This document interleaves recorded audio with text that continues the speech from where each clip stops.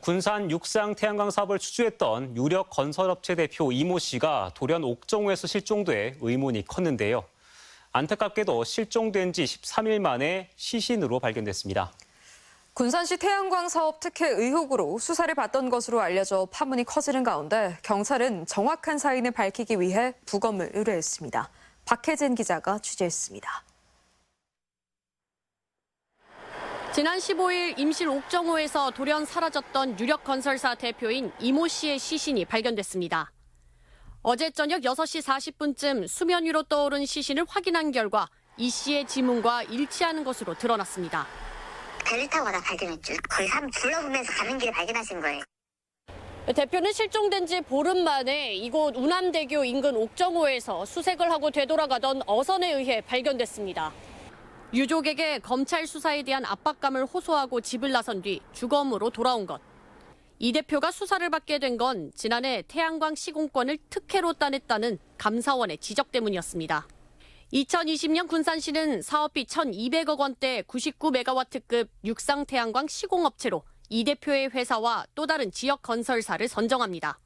그런데 두 회사 모두 필수 입찰 자격 조건인 전력시설물 설계업 등록조차 돼 있지 않은 무자격 업체인 것으로 드러났습니다.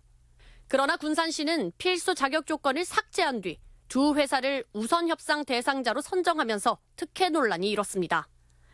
특혜 의혹은 이뿐만이 아니었습니다.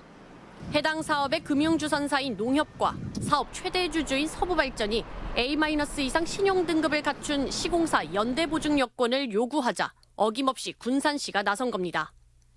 시민 공모펀드 사업인 만큼 안전성을 위해 신용등급이 낮은 두 업체를 사실상 은행이 반대한 건데 군산시가 한 달도 안 되는 협상 기간도 무시한 채 5개월을 버티며 연대보증 조건을 삭제하라는 압박을 가한 것으로 드러났습니다.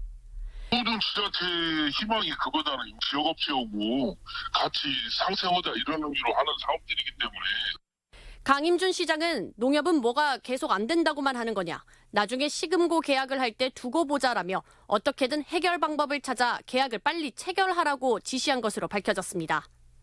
군산시는 급기야 농협과 계약을 해지한 뒤 대출금리가 1.8%나 높은 다른 은행으로 교체하면서까지 결국 해당 업체들의 사업권을 건넸습니다. 이 과정에서 115억 원의 손해를 떠안았다는 게 감사원의 판단입니다.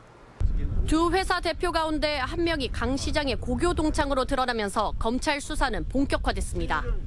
그런데 강 시장과 아직 뚜렷한 연결고리가 나오지 않은 대표 이모 씨가 돌연 숨지자 의혹은 증폭되고 있습니다. 지인들한테 그 간에 관계 맺었던 분들한테 피해 끼치지 않는 생산의 방법이 아니냐. 이런 선택을 하지 않았을까. 한편 검찰은 이 씨에 대한 압수수색을 벌이긴 했지만 소환 통보도 한 적 없다며 압박에 선을 그은 가운데 군산 육상태양광과 관련한 특혜 때문인지 아니면 또 다른 이유가 있는 건지 유력 건설사 대표의 죽음을 둘러싼 의문은 풀리지 않고 있습니다. MBC 뉴스 박혜진입니다.